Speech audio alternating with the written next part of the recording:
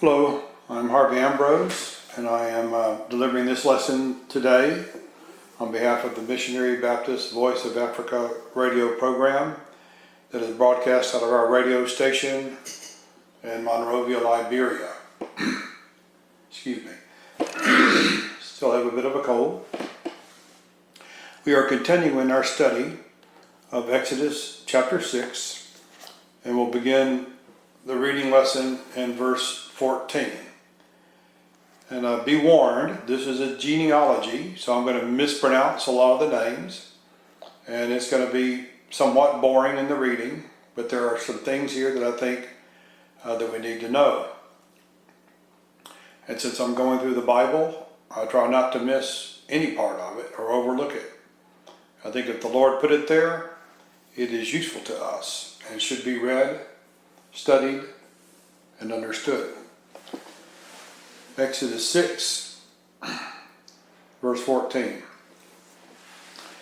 These be the heads of their fathers' houses, the sons of Reuben, the firstborn of Israel, Hanok and Palu, Hezron and Carmi.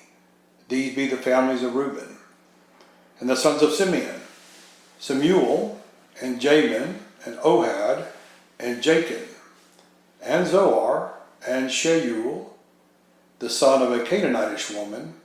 These are the families of Simeon. And these are the names of the sons of Levi, according to their generations: Gershon and Kohath and Merari. And the years of the life of Levi were 137 years. The sons of Gershon, Libni and Shimei, according to their families. And the sons of Kohath, Amram and Ishhar and Hebron and Uzziel. And the years of the life of Kohath were 133 years. And the sons of Merari, Mahaliel and Mushi. These are the families of Levi according to their generations. And Amram took to him Jochebed, his father's sister, to wife. And she bare him Aaron and Moses. And the years of the life of Amram were 137 years. And the sons of Ishhar, Korah and Nepheg and Zikri. And the sons of Uzziel, Mishalel and Elzaphan and Zithri. And Aaron took him Elisheba, daughter of Aminadab, sister of Nashon, to wife. And she bare him Nadab and Abihu and Eleazar and Ithamar. And the sons of Korah, Aser and Elkanah and Abiashaph. These are the families of the Korhites. And Eleazar, Aaron's son, took him one of the daughters of Putiel to his wife, and she bare him Phinehas. These are the heads of the fathers of the Levites according to their families. These are that Aaron and Moses to whom the Lord said, Bring out the children of Israel from the land of Egypt, according to their armies. These are they which spake to Pharaoh, king of Egypt, to bring out the children of Israel from Egypt. These are that Moses and Aaron. And it came to pass on the day when the Lord spake unto Moses in the land of Egypt, that the Lord spake unto Moses, saying, I am the Lord. Speak thou unto Pharaoh, king of Egypt, all that I say unto thee. And Moses said before the Lord, Behold, I am of uncircumcised lips, and how shall Pharaoh hearken unto me? Now, in the first place, I want to note that the last 4 verses that I read, I believe those to be retrospective. They look back to what Moses had just got through saying to the Lord, and what the Lord said to him regarding going to Pharaoh. these had already been spoken of and accounted for in the first half of chapter 6. But it seems as though Moses, continuing in his objection to being called of God to do this job because of his inability to speak convincingly to people, having complained once again of uncircumcised lips, meaning, unable to speak words. His words are dead to Pharaoh. They are non-productive.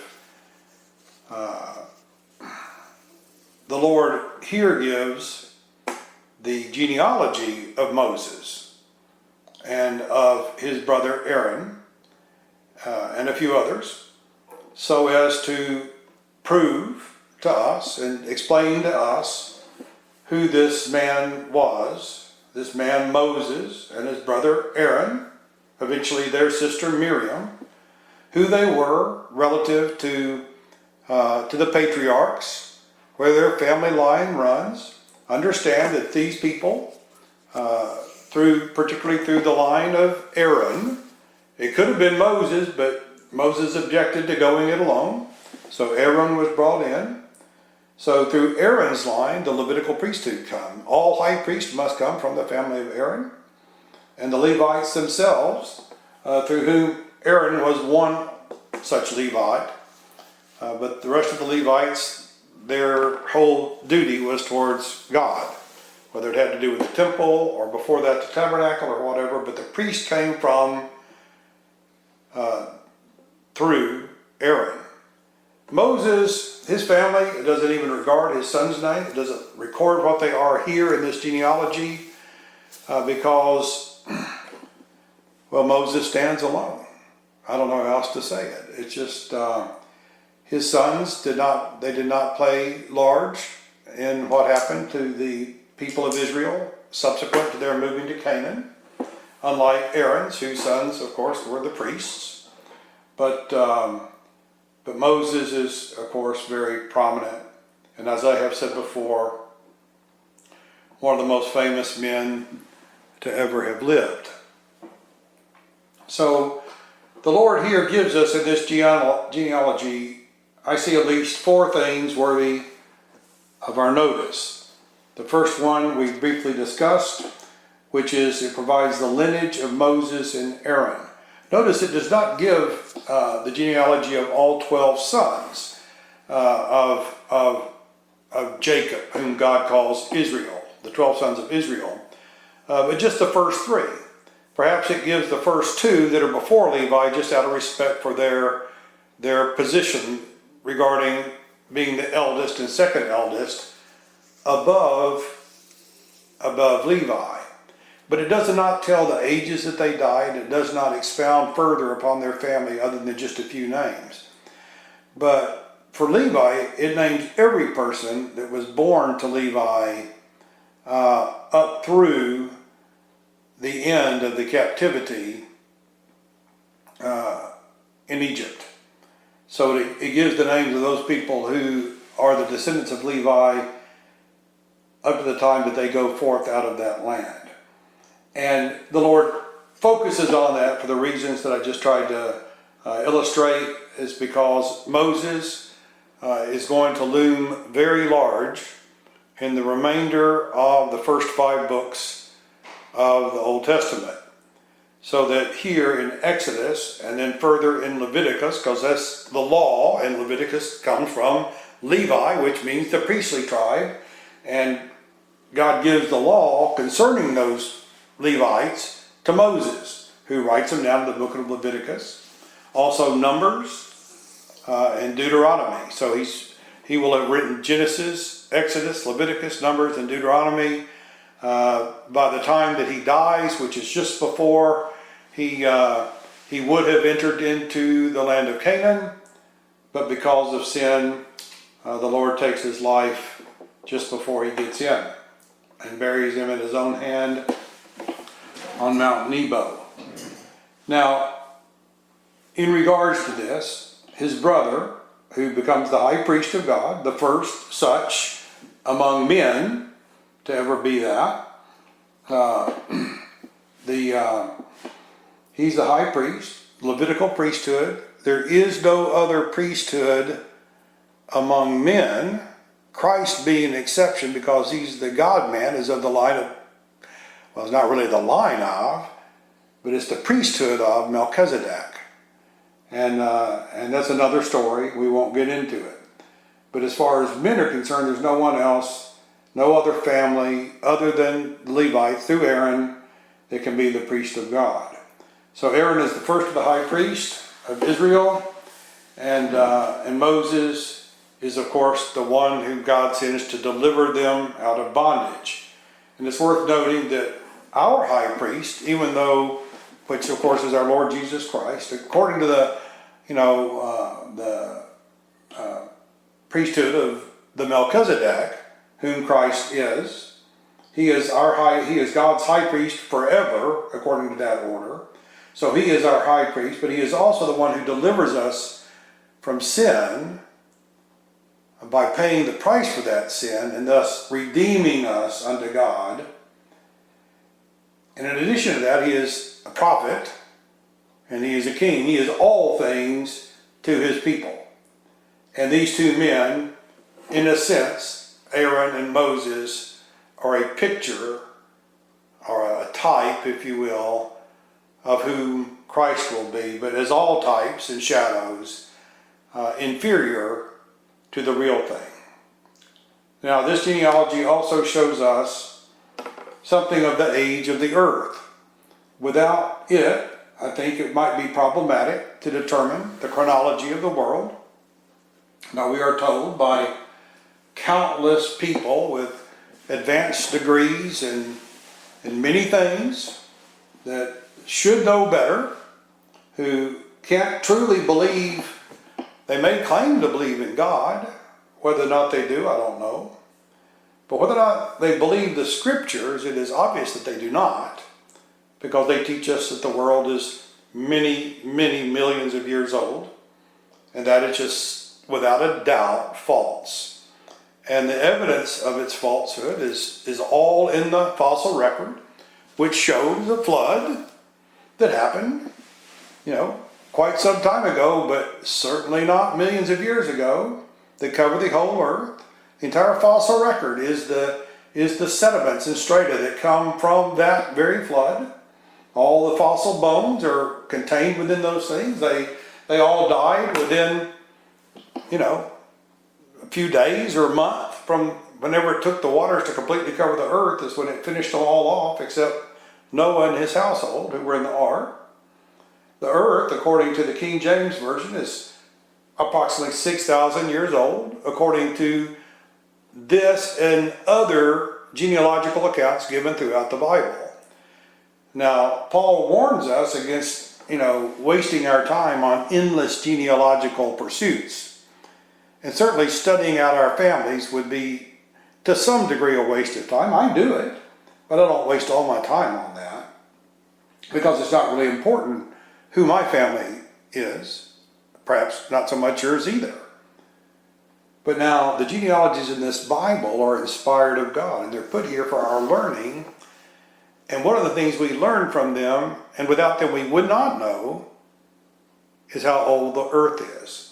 Like I say, according to the King James, it's approximately 6,000 years old. According to the Septuagint, which is from a much earlier Hebrew text, and with respecting the age of the earth, I have a greater confidence in the Septuagint. It would have the age at about 7,500 years. It's because of the differences in how old certain people were when they had their first child. It's a difference of 100 years for each of these people, certain people, that make the difference in the two ages between those two accounts. Like I say, I believe the Septuagint is right. The earth is probably 7,500 years old or thereabouts. So through genealogies, we learn not only that, but we learn who our great high priest, Jesus, we have his genealogy.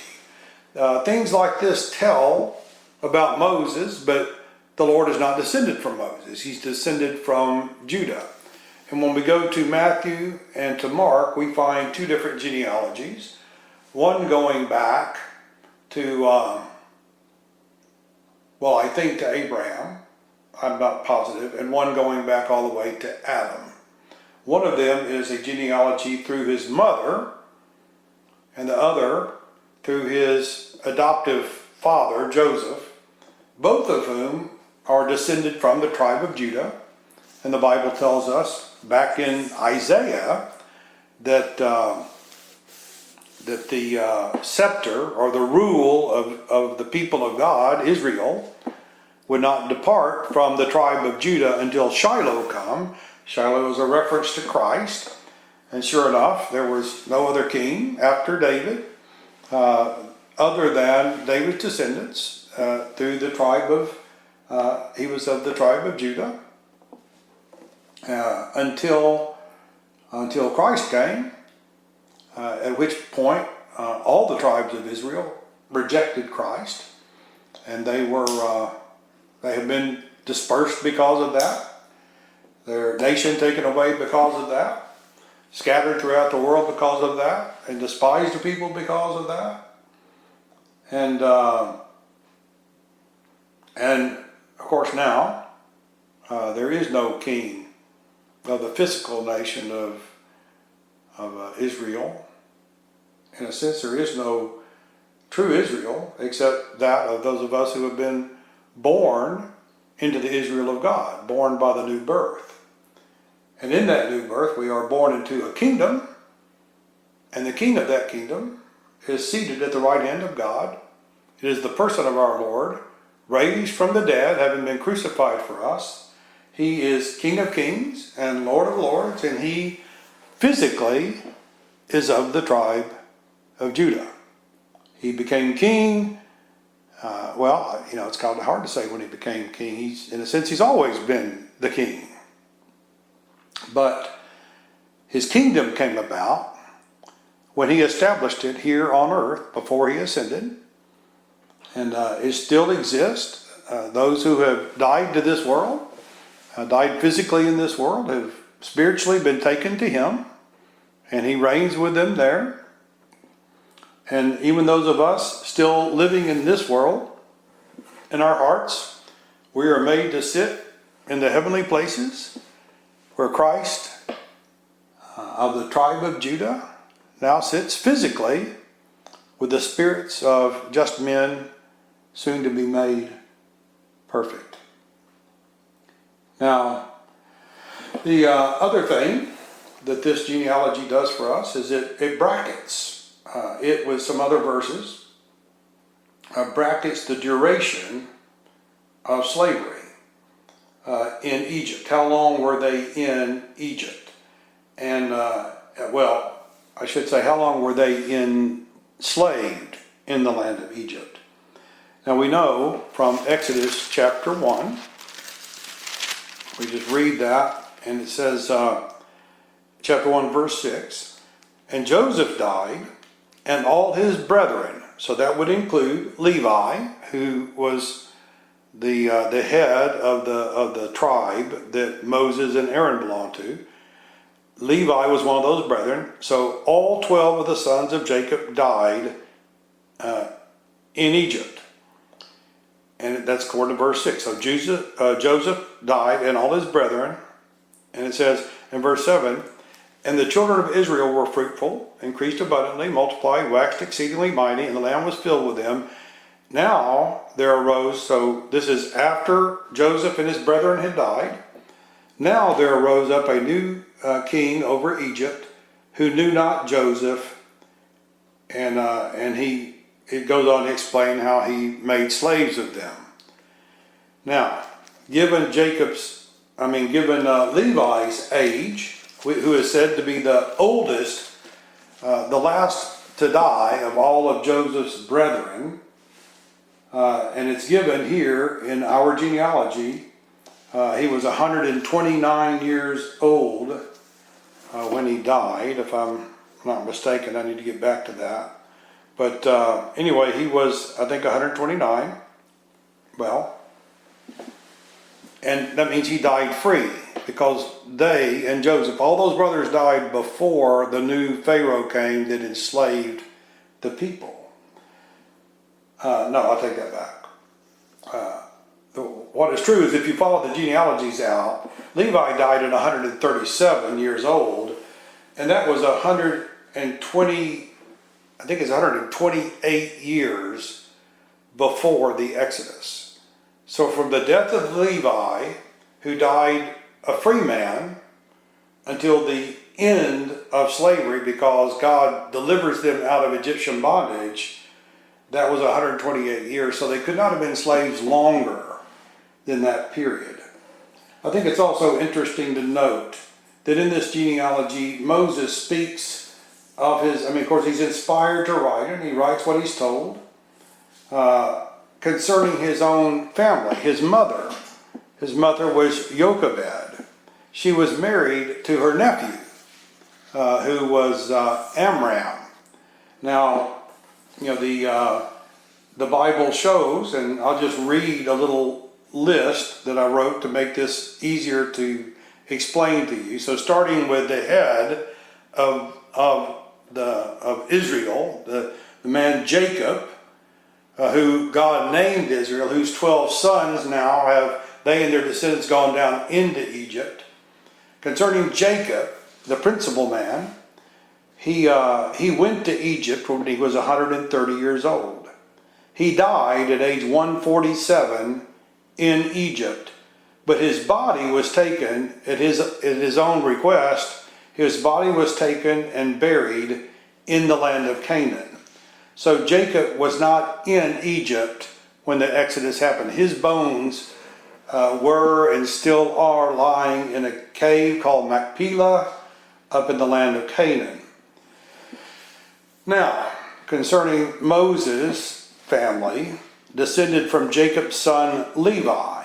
Levi was born in Haran, which was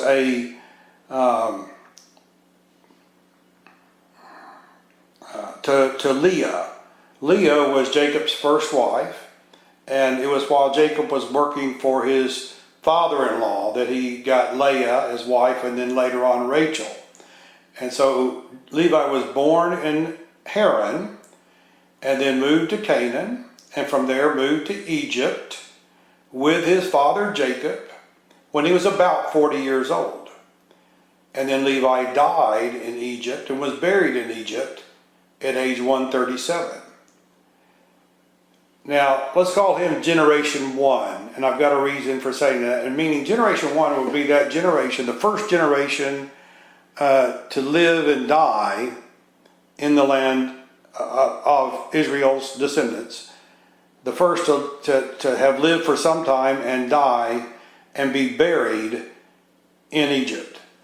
Then generation number 2, Levi's son. He had a son named Kohath, who was born in Canaan and came down to Canaan with his father, but he died and was buried in Egypt. Kohath had a sister named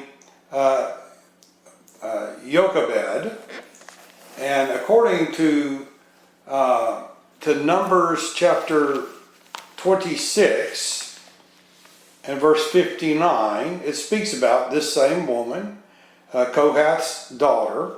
Kohath's wife. It says, and the name of Amram's wife was Jochebed, the daughter of Levi, whom her mother bare to Levi in Egypt. She bare unto him, unto Amram, Aaron, and Moses, and Miriam. So Moses' mother, and Aaron's mother, and Miriam's mother, all was Jochebed. She was born in Egypt to Levi, while Levi lived in Egypt and before slavery started. So Jochebed was born while they were still free in Egypt. Slavery came during her lifetime. She was the sister to Kohath, also a child of Levi, who came down from Canaan with his father. Now we don't know where Jochebed died or was buried. We don't know if she lived until the Exodus or not.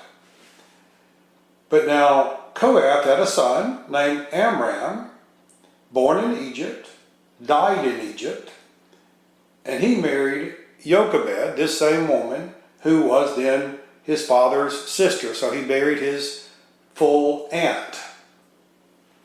That's generation 3. Amram and Jochebed. Even though Jochebed is generation 2, she marries into generation 3.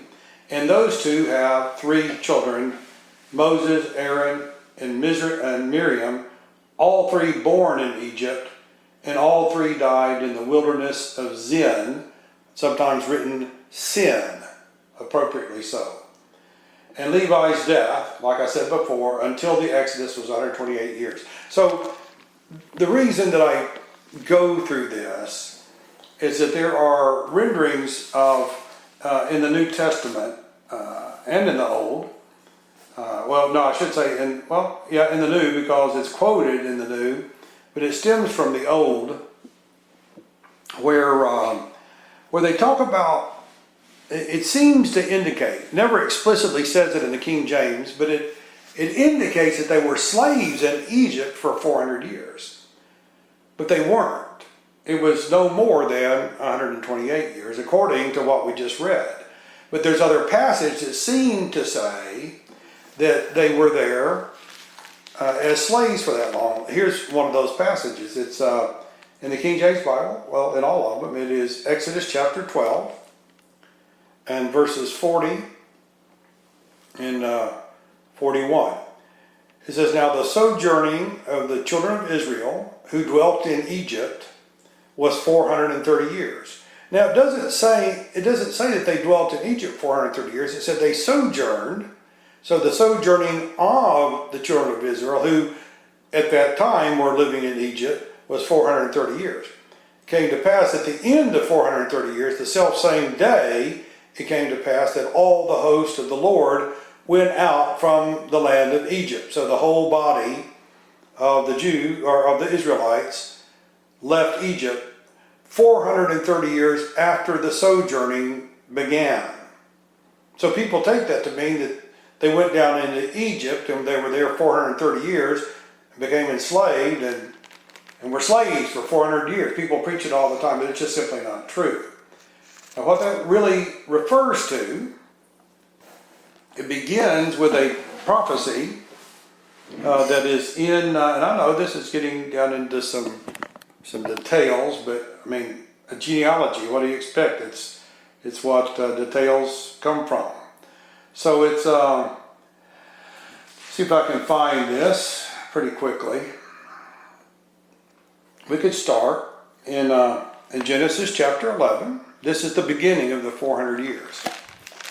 Now in Genesis chapter 11, we read that Abram, with his father Haran and his brother Nahor, they left Ur the Chaldees because God had called Abram to do so. But they went only as far as Haran, and they stayed there 5 years. And Moses had been called to go all the way to go all the way to the land of Canaan. But he stayed because apparently his father didn't want to go any further than Haran, so they lived there till his father Terah died. So then in chapter 12 of Genesis, God speaks to Abram again. He says, get out of the country, go away from your kindred and your father's house, go to a land that I'm going to show you, and I'm going to make you great, and all that stuff. I'll bless them that bless thee and curse them that curse thee. So Abram departed as the Lord had commanded, and Abram was 75 years old when he departed Haran. That means he was 70 years old when he left Ur the Chaldees. Now this is important, because it becomes 430 years from the time that Abraham left Ur the Chaldees and began to sojourn or wander. He wandered around in a land that he did not possess. God had given it to him prospectively to his descendants, but he himself never owned anything in that country other than a grave that he purchased at market price, in which he is buried along with his wife and his son Isaac and his wife, and Isaac's son Jacob and his wife Leah. They're all in that cave at Machpelah. That's the piece of property that those patriarchs owned and nothing else. But when the rest of his seed eventually goes into Egypt and becomes enslaved for no more than 128 years, and they go back, and God gives them the entire land of Canaan. And eventually they get more land than that. So this is where the 430 years comes in. There's a specific promise given in Genesis 15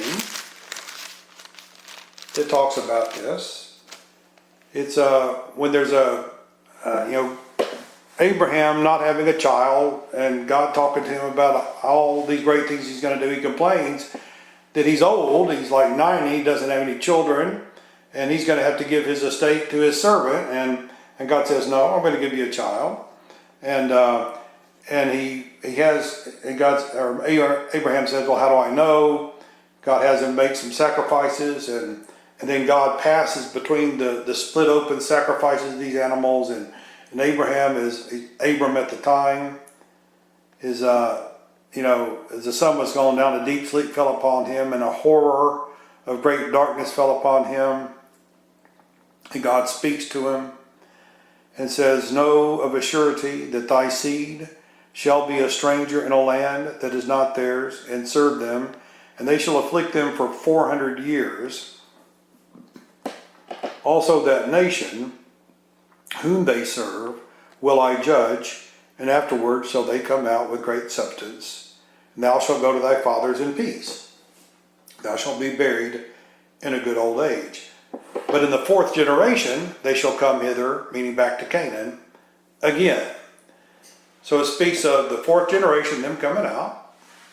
It speaks to Abraham about 400 years. Now, not 430.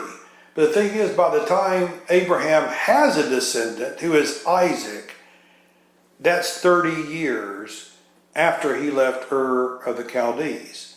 So Abram sojourned for 30 years, and then he had the son of promise, Isaac.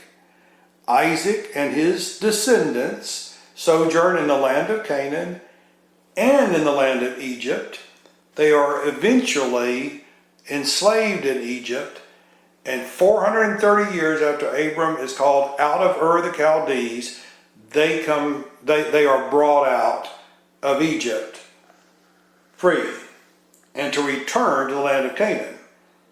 Now, because of sin, that return was delayed another 40 years, but that was not because of God's doing, it was because of their own hard-heartedness. So, the Septuagint makes that clear, whereas Exodus 12 and 40 in the King James, which is a faithful translation of the Masoretic text, which is around 1000, maybe 1200 AD. The much earlier text, like the Dead Sea Scrolls, and the text that was used at about 250 years before Christ to translate into the Greek, Septuagint. Okay, so first off, starting with King James, it says what I said. Now the sojourning of the children of Israel who dwelt in Egypt was 430 years, meaning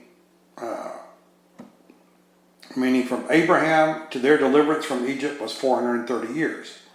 Now in the Septuagint it reads this way. Now the sojourning of the Israelites, which they and their fathers, see it includes the ones that were before Egypt, had sojourned in the land, and in Egypt and in the land of Canaan, was 430 years. It's way more particular. So what it does is it encompasses all the journeyings from the time Abram left Ur of the Chaldees until his people, his descendants, are eventually enslaved and are brought back out.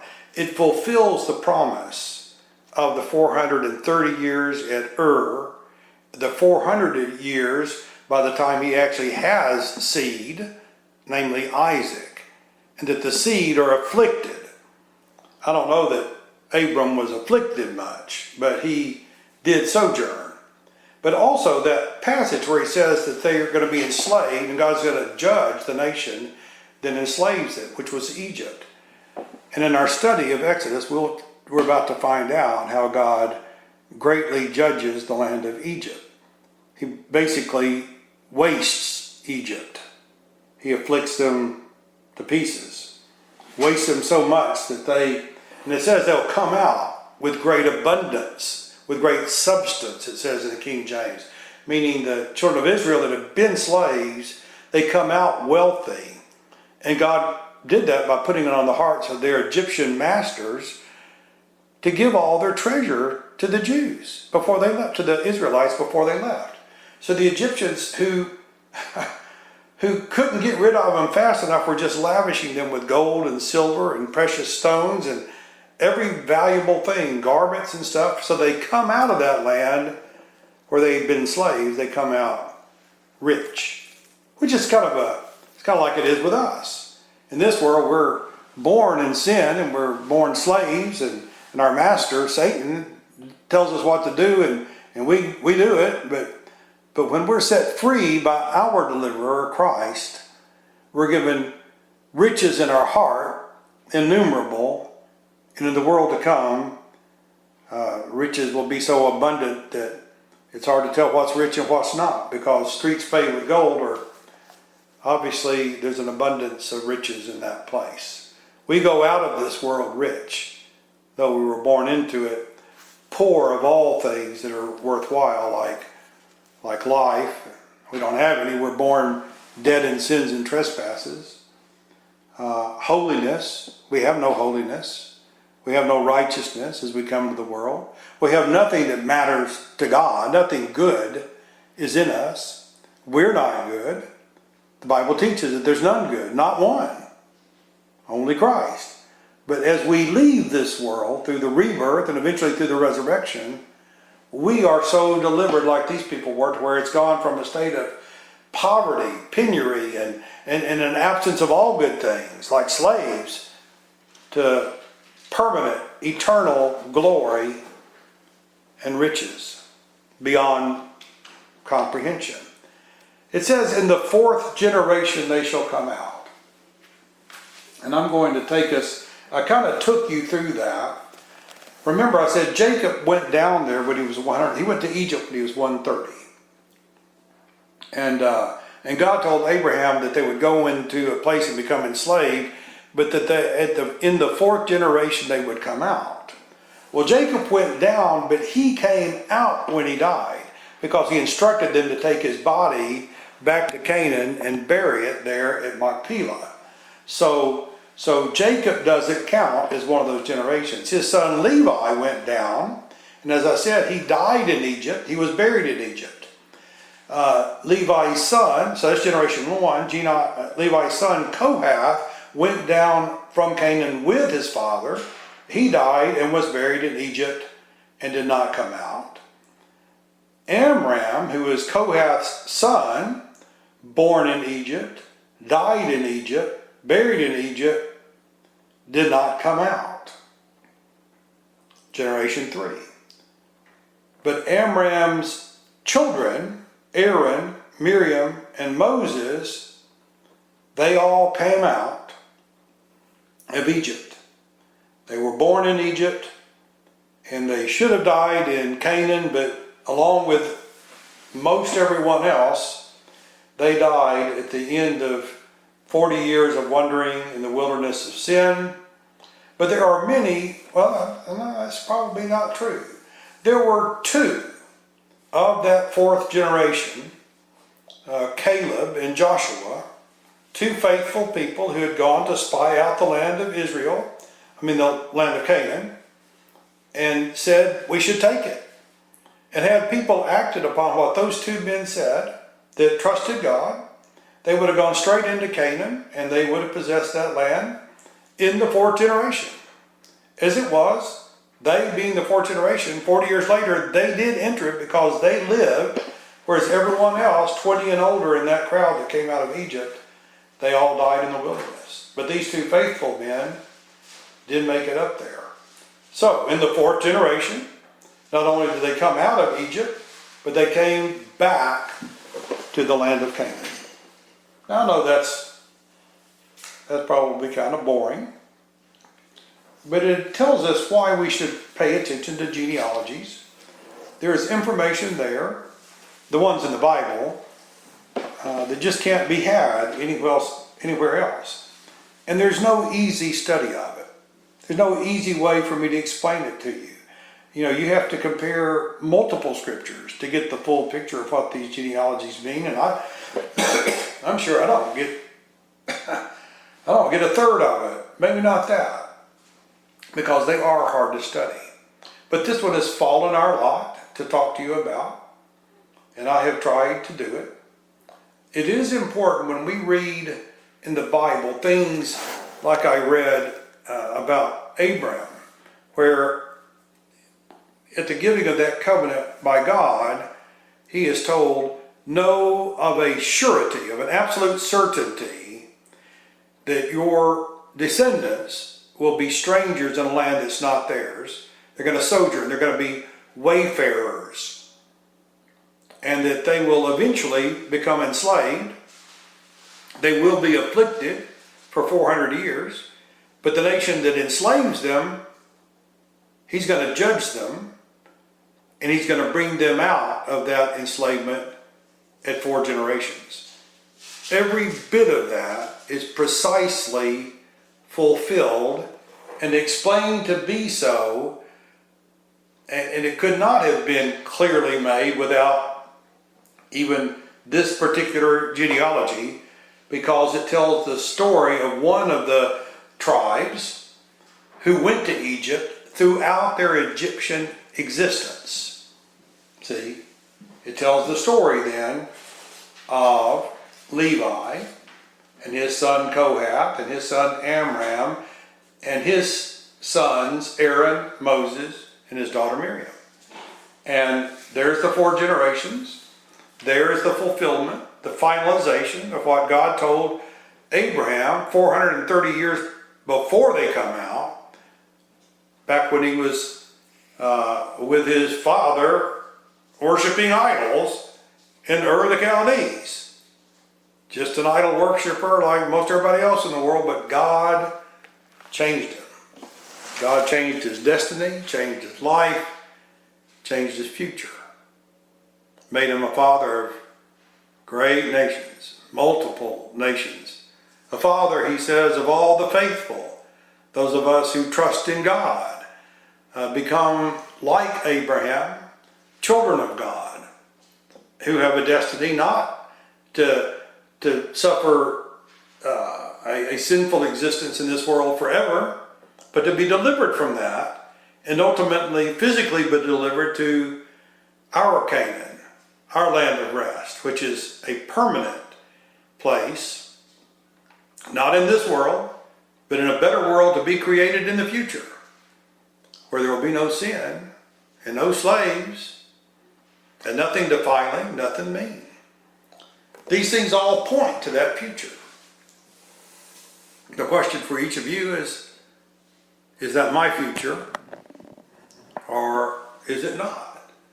Or am I going to be like the Egyptians who were wasted in the judgments of God because they refused to obey God and letting the people go? Do you persist in sin, or do you seek God in prayer and supplication, repenting towards him and asking to be delivered? In my experience, this world is not that great. There's a lot of trouble down here.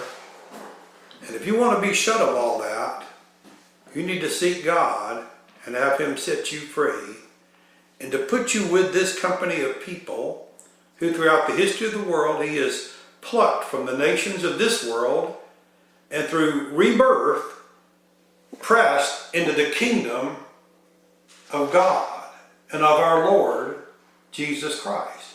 a kingdom yet to be made physical, but will be, but now currently and truly really exists spiritually in our Lord Jesus Christ. And we know that by a direct witness in our hearts, continuously teaching us that we have been so converted from this world into the world to come. God bless you, and sorry for any boredom that comes about through preaching of genealogy. Goodbye.